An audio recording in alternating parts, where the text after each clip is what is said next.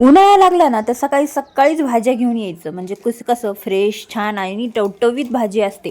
तर छान अशा फ्रेश भाज्या घेऊन आले होते ते. मग सगळ्या भाज्या व्यवस्थित निवडून वगैरे ठेवल्या.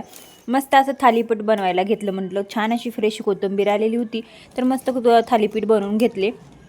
खूप छान आणि क्रिस्पी भाजून वगैरे घेतले आणि खूप टेस्टी होतात हे थालीपीठ. माझी 2-3 थालीपीठची वेगवेगळ्या पद्धतीने रेसिपी मी ऑलरेडी शेअर केलेली आहे आपल्या चॅनलवरती. नक्की बघा व्हिडिओ तुम्ही.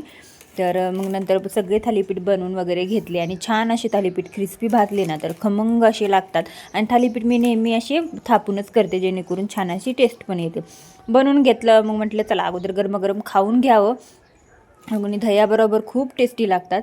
तर त्यांना पण दिलं, मी पण खाल्लं. त्यानंतर बाकीचे पण सगळे बनवून ठेवले. मुलांना म्हटलं आलं की देता येतील. तितक्यात मुलं पण आले, ते पण त्यांनी पण खाल्लं. बाकीचे सगळे घरातली कामं आवरली आणि आज मला अर्जंटली पाडव्याचे ब्लाऊज द्यायचे होते, तर मग शिवायला बसले. बाय.